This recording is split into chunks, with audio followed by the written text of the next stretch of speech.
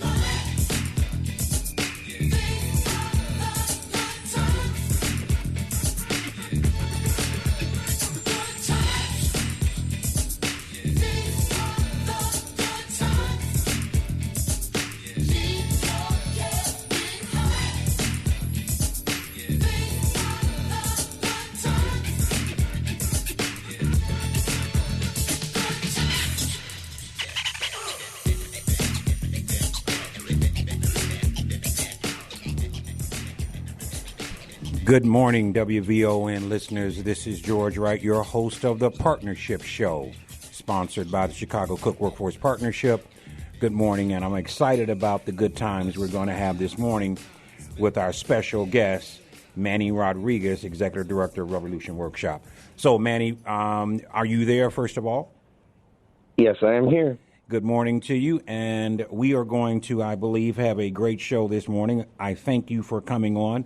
The first thing I typically do is tell our listeners what is the partnership. The partnership is an umbrella organization that manages one of the largest ecosystems in terms of workforce in the country.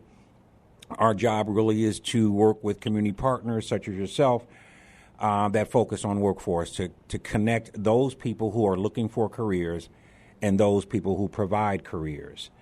More than just an agency or a staffing company, we really do connect with our community-based organizations to prepare people for careers in certain sectors. And we're going to talk about the construction sector today. So let me make sure that people understand how they can get in touch with us. We will actually have calls during the show, but for those who are listening who want to reach out, our website is CHI cookworks.org. That's Shy Cookworks, WRKS.org. And if you want to call us, it's 312-603-0200. Once again, 312-603-0200. So, Manny, once again, thanks for joining the WVON Partnership Show. Really appreciate you coming on. Let's talk a little bit about, first of all, how you came to this work as executive director of Revolution Workshop, and then we'll go into what Revolution Workshop does, and then we'll have some questions which I think will dispel some myths and provide some interesting information to our callers. Great. Well, first and foremost, thank you for having me on this morning. As you said, I'm Manny Rodriguez. What kind of really brought me and Revolution into this work is, there was really two distinct needs in our city. I think we know from our underserved communities the demand and the desire for family thriving career pathways and access to those pathways. And here we had a construction sector that was in the middle of a big boom and having problems, two distinct problems, one being an aging workforce, and two, a lack of a diverse workforce. And so that really is what spawned the creation of Revolution Workshop, to answer those two calls, right? One on the supply side from our communities needing access to these family thriving pathways, and then obviously meeting the demand in industry and employers being able to provide, again, our residents with family thriving career pathways in construction. So myself, I'm born and raised here in the city of Chicago. I kind of share a lot of lived experience with the folks that I serve. I grew up poor. My father was an addict. People looked out for me and provided me with opportunities that I was able to go to Whitney Young and graduate from a great high school, go on and to University of Illinois and get a great education. And I always just felt and continue to feel a moral obligation to pay that forward for the folks that looked out for me. For me, it was joining the Scouts and really learning a set of principles that kind of changed my trajectory, changed my path in my life, and really kind of instilled some values about, improving your community, leadership, giving back. And in Scouts, actually, my Scout leader was an IBEW electrical contractor. And so I started helping him on jobs when I was 15 years old. And it allowed me to earn a little money and afford to buy things that, my mom at the time, she did her best. It was me and my two sisters. But she didn't have the resources. And in a very funny, full circle way, construction provided that to me at a very young age. So now I sit here, 25 years later, and I'm using construction as a medium to help others. So that kind of a little bit about how I got here and why I do what I do. Manny, I want to go back to a phrase that I've seldom heard and really have you expound on it, because I think it really is the crux of what the partnership does and what you do as well. And you called it family thriving pathways. Now, oftentimes we at the partnership talk about the difference between someone just getting a job and wanting a job and someone getting and wanting a career. We believe that those two things are vastly different. And while maybe at some point in someone's life a job is imperative and is important, but our focus really has always been on careers, not just jobs. So when you talk about family thriving pathways, it's even broader, I believe. I mean, you're talking about not just an individual, you're talking about a family, and which then can lead to a community. So expound upon why you use the term family thriving pathways. Well, it's a great question, George. I think, for me, we are in a capitalist society. And if we, if we really want to break the chains and the societal ills that, poverty brings, we have to bring and provide real economic opportunity and mobility. And that, to me, is a career.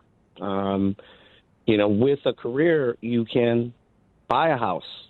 You can start a business. You can invest in your children's education, extracurricular activities, the quality of life. Everything is improved because you have access to money and be able to provide those kind of things for a family. I think what a lot of folks forget is that the middle class in this country was created by good paying manufacturing and construction careers. And we kind of went away from that for a little while. We said college was the only way. And again, proud U of I alum. I'm not going to ever knock college as an authentic, pathway, but it's not the only path. And I think, going in, and you said it eloquently, there's a big difference between getting a job, and there's honor in any work, any work, legit work, there's honor in that. But really to take the next step, a career, again, is what's providing you with mobility, to be able to learn skills, advance, get pay increases, build your net worth and your net assets. You can't do that just merely by a job. You really need a career. And again, that's why we, at Revolution Workshop really focus on construction. You may start out making $19, $20 an hour, but very quickly, within 4 to 5 years, you could be making well into the six figures. Working with your hands, learning skills, being a critical thinker. And I think a lot of people just don't even know that these opportunities are out there. Right. So, it's just imperative on us, folks like us at Revolution Workshop, partnering with folks like yourself, George, in the partnership, to really be the conduit to link our communities to these opportunities. Yeah, I think it's my father, my late dad, certainly didn't coin the phrase, but he mentioned it all the time to me, that if you're not at the table, you're on the menu. And so the difference to me is that jobs keep you on the menu, careers have you at the table.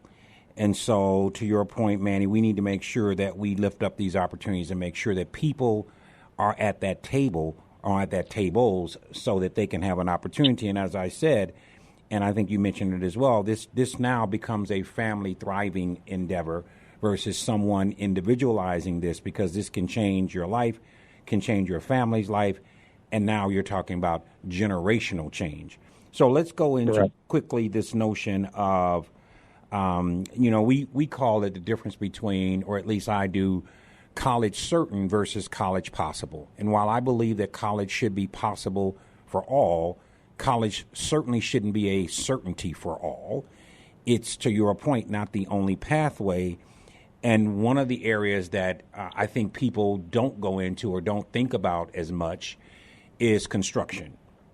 And so talk about how you feel the construction industry has been left out.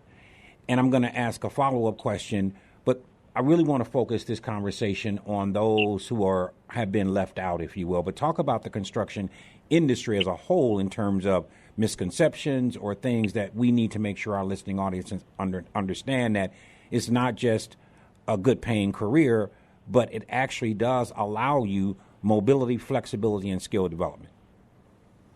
Absolutely. Again, like I said before, I am definitely not advocating that we don't have college in the path, right? But to me, what I think we need to have is multiple on and off ramps. You can't just have one way of doing things, and that's a one solution fits all. I think we've found that just really isn't the way we can do things. In construction specific, I think for a long time, high school counselors, I think even parents thought, I'm not going to, bust my behind for my kid to just go work in a factory or go work on a job site. And, there was almost a kind of, perception that these jobs were less than, that they were dirty, that, those are for the kids that aren't smart enough to go to college. And that just couldn't be further from the truth. To do construction, again, you got to have math, geometry, trigonometry. Some fields require even a level of physics, understanding of physics and advanced math. You have to be a great problem solver and a critical thinker, because, what's put on a drawing, when you start actually building it, you start to realize, oh, they didn't account for this. And now you have to make, adjustments in real time. That to me is not somebody that's less than. I think also people didn't know really what the earnings potential. I mean, we are a strong union town here in Chicago on the union path. The upper rates of a journey level worker in the city are, above $50 an hour. That doesn't even count the benefits that you're able to provide, which really, in most unions is kind of like the Cadillac suite of medical and retirement. You get a pension. You don't even hear about those things anymore. And those things are still reality in the construction sector.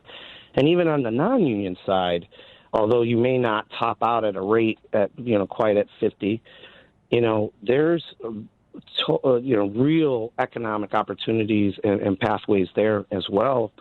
There are viable, most of your residential construction is non-union, and so, there's opportunities there. We see these contractors all the time on the commercials, ABC, you got Four Seasons, Stanley Steamers, you have Felco. There's all these different companies, and each of these companies have internal training tracks where they invest into their workers. They take them as an entry-level employee, as a first-year apprentice, and they build them internally. And that's really where I think is the difference of you just being a laborer. Again, union labor a little different. There is an apprenticeship there. But just someone that is helping or material handling, or you're just a helper, and somebody that is an actual, registered, certified apprentice, journey worker that's making the kind of money and earning potentials that we were talking about earlier that can really change the trajectory of not only their life, but their family's life. Right. Sorry, go ahead, George. No, I think you're bringing up an interesting point, because I think it's two tentacles that I see, right? One you've honed in on, which is this notion that, look, I busted my behind to do this, and I want my child to go to college, go to law school, and all of that's great. To your point, we are certainly not saying that is not viable, and we're not. Not only are we saying it's viable, we recognize that there is a stigma out there, or it has been, that this is less than. And you articulated very nicely that is not the truth. I think the second one, though, is this notion of diversity. And so, as a baby boomer, on the way to a neighborhood where they were doing construction, they may have been doing some constructions on the road.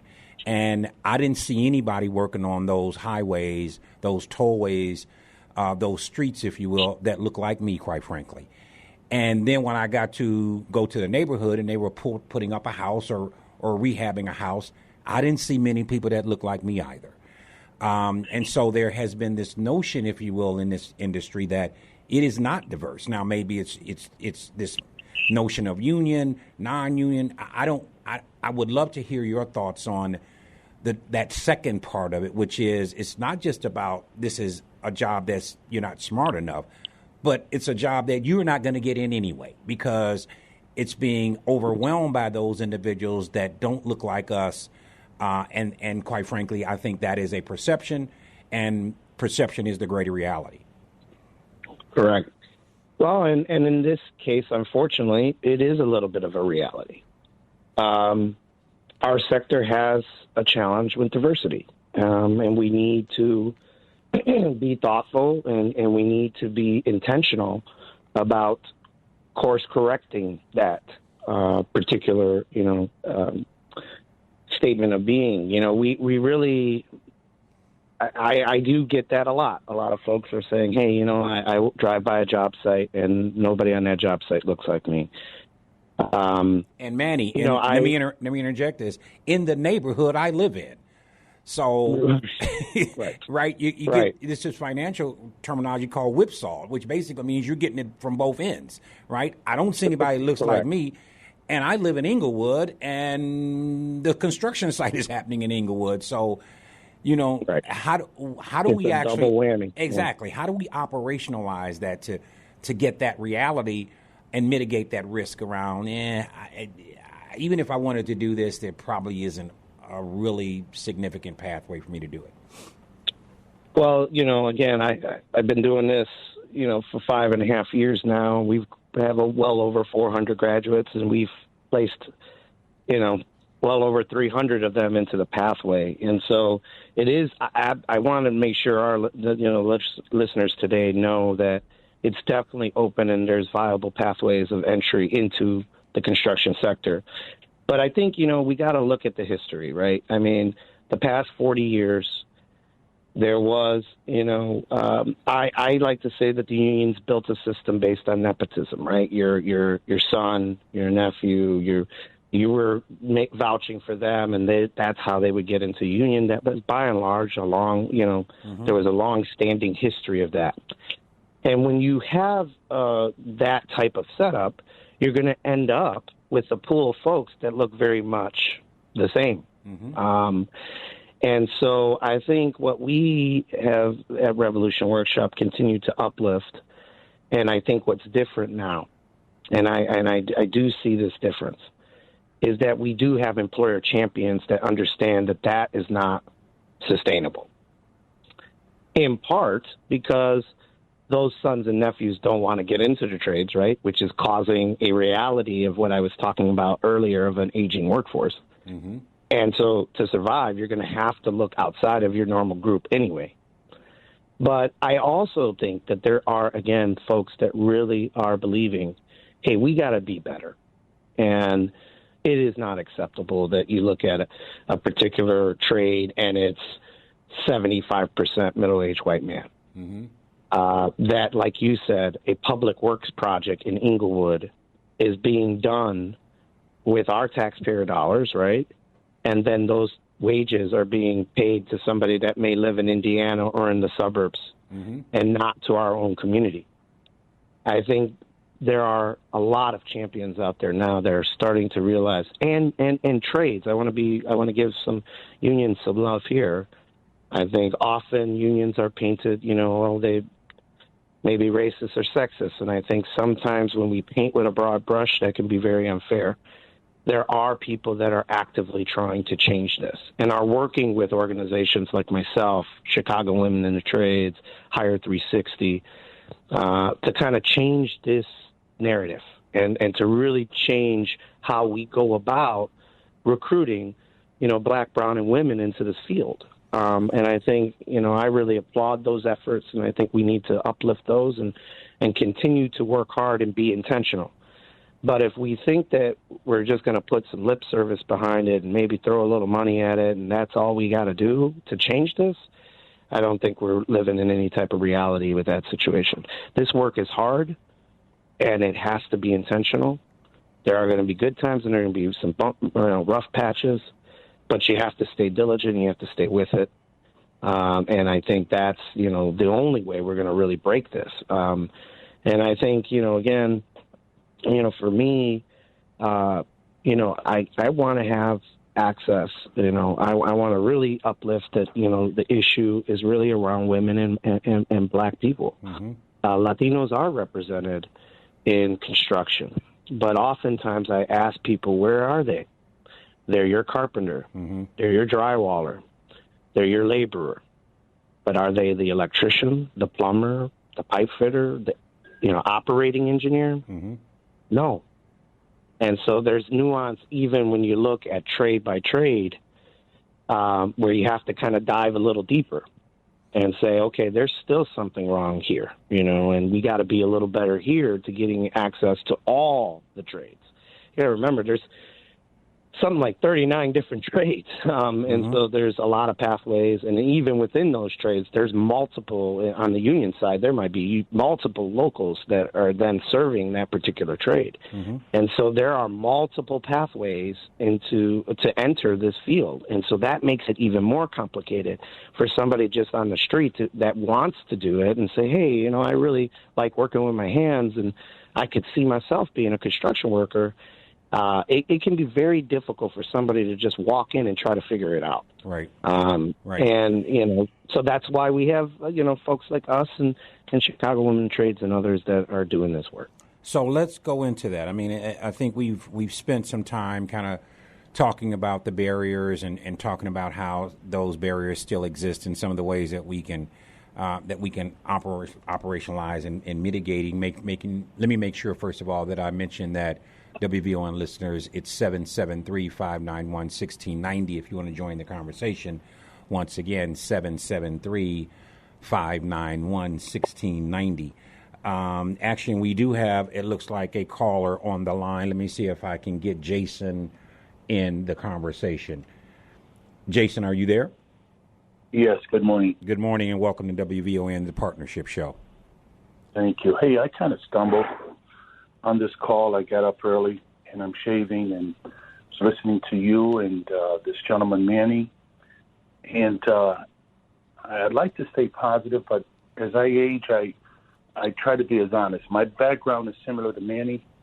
I grew up in the projects in a very large family, lost a brother to drugs, and to be as respectful as I can, and I'm black and proud to be black. Been in construction, my friend, over 22 years.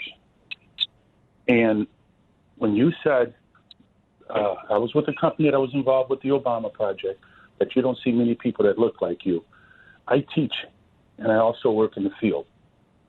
And I've done everything with every breath in my body to help young black men come to work, be prepared to work. They want to complain about the Mexicans. The Mexicans are there with their side hammer, their belt, their side cutters, their tie wire, and they're ready to kick ass. I got brothers that have jeans on with their underwear showing. I'm like, where's your belt? Where's your hammer? Until we are honest, my dear friend, about our culture, this is not going to get any better. It has, Manny was correct. There's a lot of nepotism. The Irish and Italians ran it. That is true. Very true. But it has improved drastically. But if we're not honest, it's similar to having a personal relationship. If you're not honest about your shortcomings, you'll never succeed. So this has to be addressed within the black community. I saw it at the Obama Center in the library. So I hope that helps. I'm not trying to be disrespectful, but I'm living it. And God bless people like Manny. But us black folks, we got to stop making excuses. Come to work, be ready to work. And it breaks my heart to tell you this, but I don't see it nearly as much as I should. Yep. Jason, really appreciate the call. Thanks for calling in. I think that Jason brings up a great point around, and let's see if I can.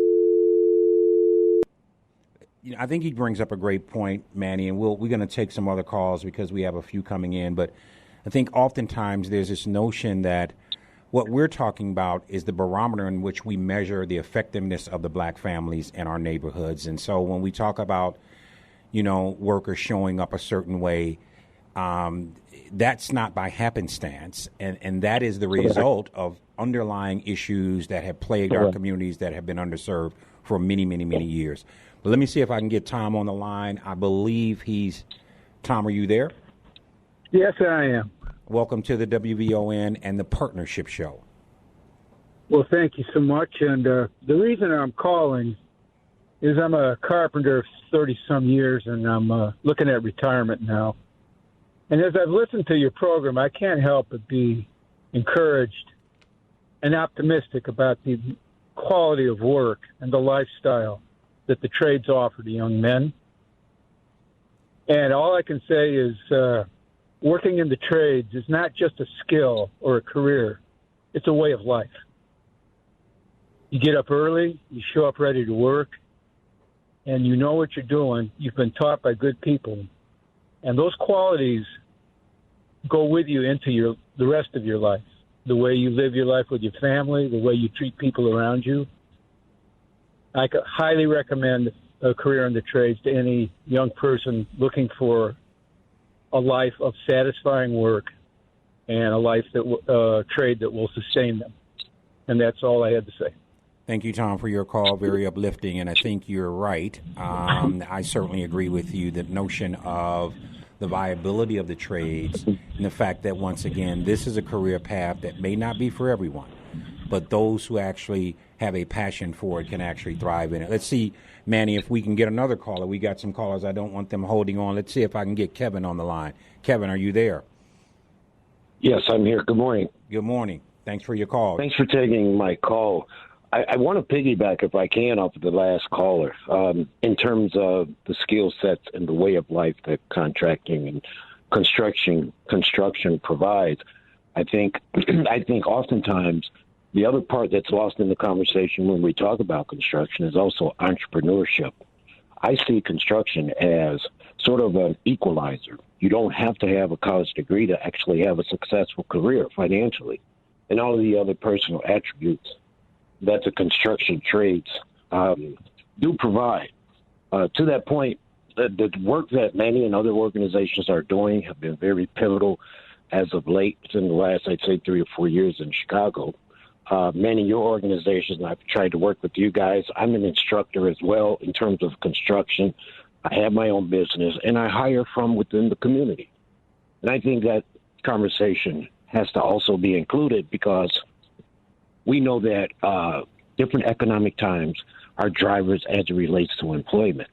But if we can not only learn the trades, but also learn how to run an organization, then I think we'll even be better prepared as it relates to our future.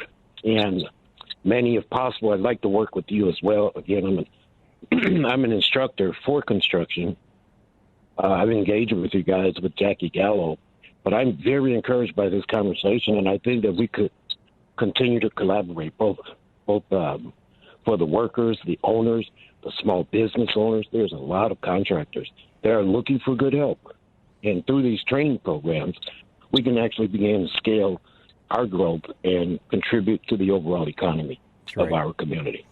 Thank you, Kevin, for taking my call. Thank you, Kevin, for calling in. Manny, we have a loaded board here, but I'm going to take a breath for a second and have you respond to the 3 callers, because I think that, the first caller talked about you have to be real, and that's what this show is about. The partnership show is not hiding the ball.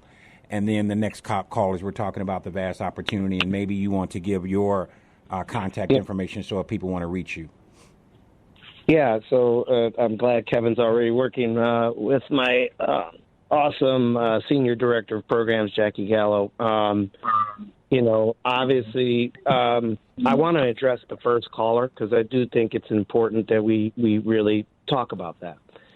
I think all too often we don't know anybody's background or what they've been involved in. I was fortunate enough that I had one good parent that was going to instill the values in me of work ethic and, showing me what it is to get up and go to work and struggle and do all of those things. A lot of the folks that I serve, they never had a good role model. And it really speaks to the need for a revolution workshop, a Chicago Women in Trades, an Evanston Rebuild. We have to be able to meet people where they are and not judge them because they don't already know how to be. We need to teach them. That is the most important role that we have. We have to show them how to come to work. That when I tell you that I want you to be at a job site at 6 o'clock, I really mean that you need to be there at 5:30. And that 6 o'clock is late. Well, George, you and I both know, we joke about this. I know I joke about this with my staff all the time. There's a thing called CPT, right? Right. Color people tell me where we don't, if the party starts at 5, we're coming in at 6, and that's okay, And so we have to actually, there's a cultural reason why people don't understand these things, right? And we make judgments instead of thinking, okay, I just got to teach you this. This is something that you have to learn. And I think that, again, is the real, I want to talk to anybody that has access to young, black, brown, and women out there that are looking for a career path. We want to serve them. They have to come through an organization like us first so we can give them the lay of the land, the pros, the cons, the good, the bad, and ugly that is in everything in life. We're going to tell them all of that. We're going to prepare them for that. And what is... Because I wish... I'm sorry, go ahead. And tell the individual callers how they can reach you, Manny, because I want to make sure that we get that out there at least a couple times. Yeah. So www.revolutionworkshop.org, that's our website. /job seekers. Yes, the first step to getting into our program is through an information session. We host those twice a week, right before our programs are launching, about 6 weeks before any of the programs are launching. We run 3 classes a year out of both of our sites. We have one site in East Garfield Park on Lake and Homan. We have another site in the Roseland community on 111th in Michigan. Those info sessions are done in person and also virtually. Michael Bradley is our community outreach coordinator. You can reach him at mbradley, Bradley, at revolutionworkshop.org. Again, mbradley at revolutionworkshop.org.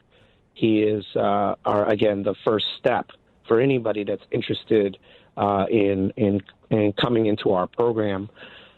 For the employers and for folks that are interested in either volunteering, we have folks from industry that come in all the time and volunteer for us and talk about their experiences in the trade and what it did for them. Those folks I'm going to send to Shamar White.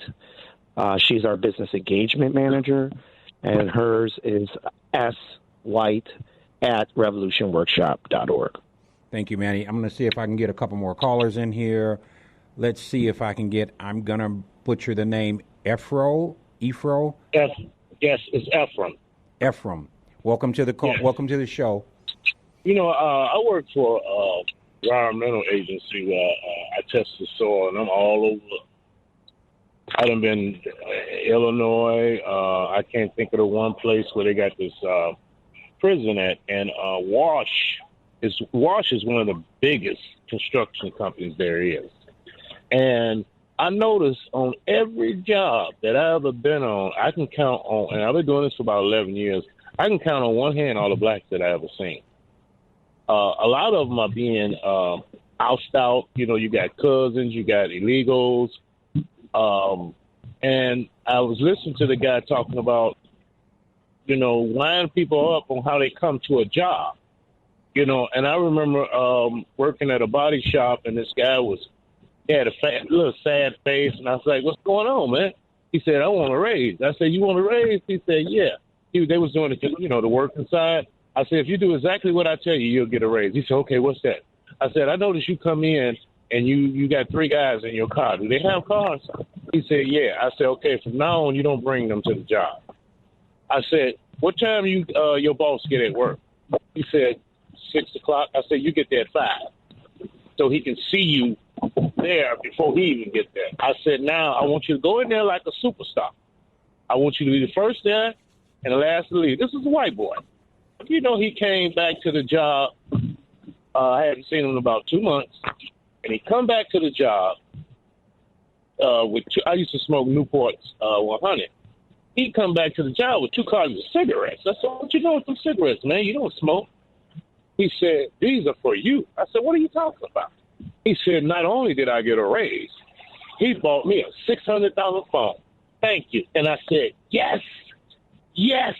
Right. I get a kick out of when you tell somebody how to do something and they actually do it, and then they come back and let you know the rewards of the information that you gave them. A lot of people, they're all off in the media, man. I need to write a song called "The Whole World Got Their Head Down," because everywhere I go, people are in their phones, man. Right. Everywhere I go. I mean, and I caught myself being caught up in it. Right. Well, thanks, Ephraim, for the call. I really appreciate those words. You're right. Oftentimes we don't, I think you made 2 points there. Oftentimes we don't feel it's important to give people advice. And oftentimes we feel that sometimes they don't accept it. So thank you for the call. Let me see if I can get another caller in. Al, are you on the line? Yes, sir. I just want to say thank you. Thanks for taking the call. I'm a local 130 Plumbers Union member. I've completed the Illinois Department of Public Health Apprentice Program and the licenses and everything, and I've been working out here for a long time and stuff, and do all the training. I think that the unions need to make an investment in 8th graders, some type of that are going to be apprentices when they come out of high school.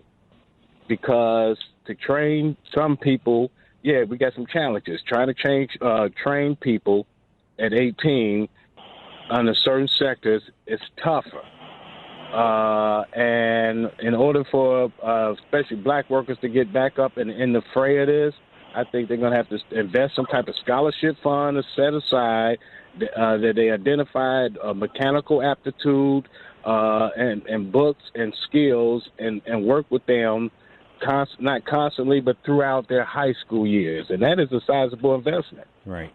I think, Al, you bring up a good point, and thanks for calling in. I think it's this notion, right, if you will, around how do you, and Manny, I think you mentioned this, right? And this is the key. It's you talked about training people. Well, what Al is saying is that if someone comes in at 21 or 22 and may have been raised in a single-family home, which was not as fortunate as you had, these businesses don't have time to teach you to come to work on time.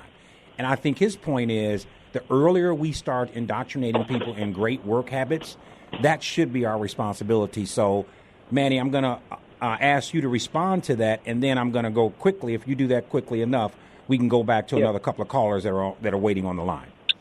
Yeah, and I think, the other piece of this, right, George, is this is the symptom of what I was talking about earlier about the college-only path.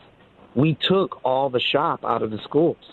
We used to show people, there was wood shop in the schools. There was drafting in the schools. And when we decided, for 2 generations that we were going to say college was the only way, we took those things out of the schools. And to the caller's point, how do you know about something if you're never exposed to it? And that it's so critical to have exposure opportunities. And that's, again, we work with other organizations like Build Chicago on the west side. They're helping youth. Right. And they just built a state-of-the-art facility. We helped, build their wood shop for them. And we see this as a part of the path, right? You got to get people exposed, and then they come to us, and then they go into the field. Right. And that's really the kind of pipeline that we need to be thinking, strategies.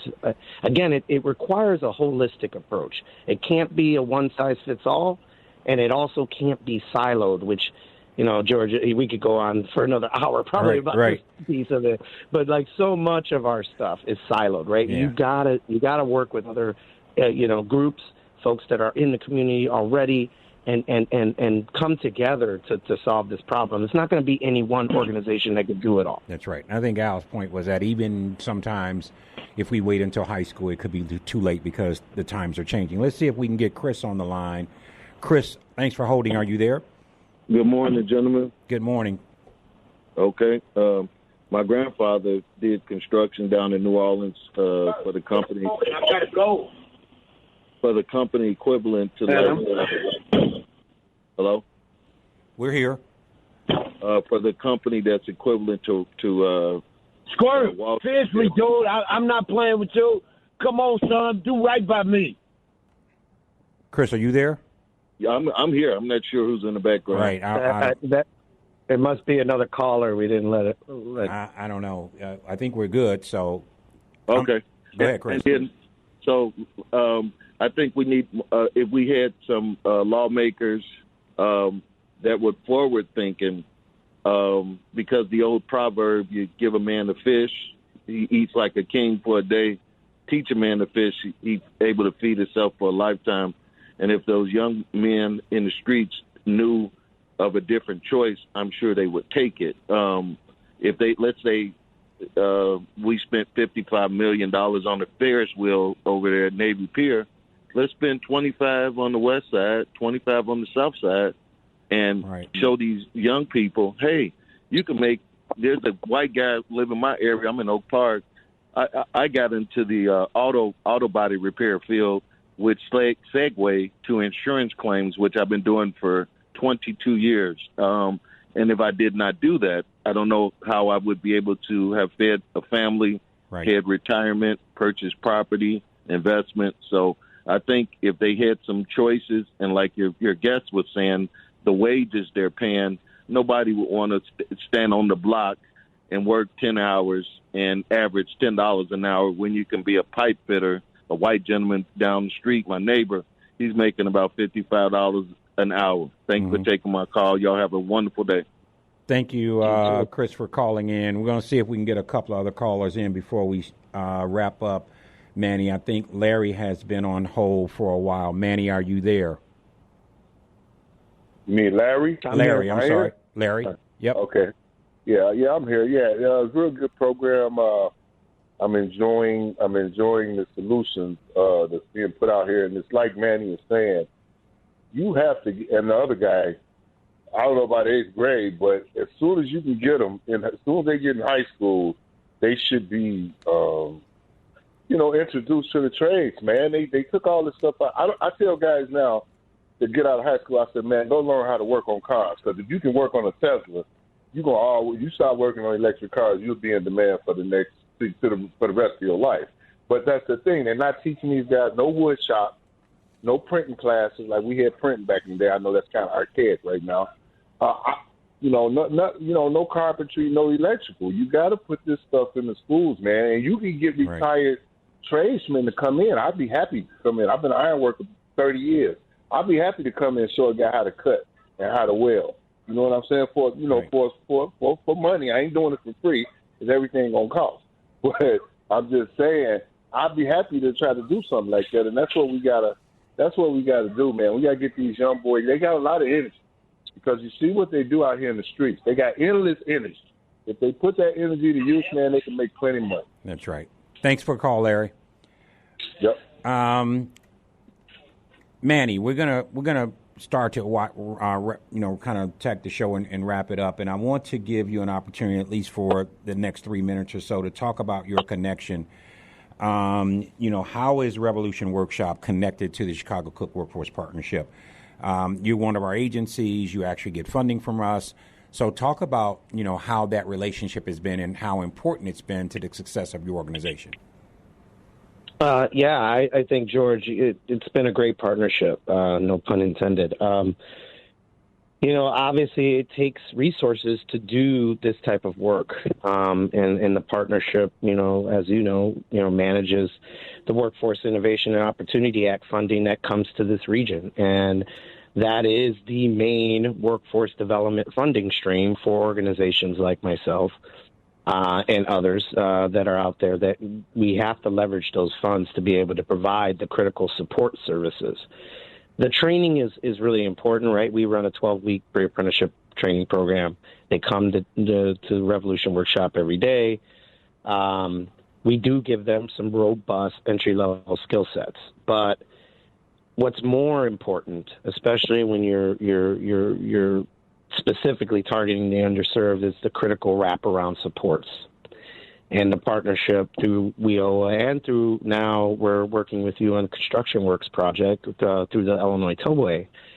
That allows us to have resources to, again, look at the person holistically, to help them with other barriers in their lives, that transportation, childcare, housing, legal aid, all of those things that are barriers to a lot of our people being able to enter into a career path.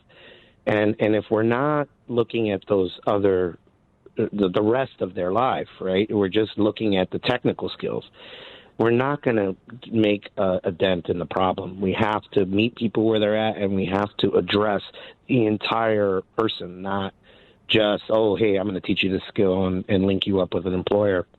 And so I think having those, critical, again, funding is a big deal. But I think the other piece is you have several delegate agencies, and being able to meet them and partner with them, right? Partner with the AJC network.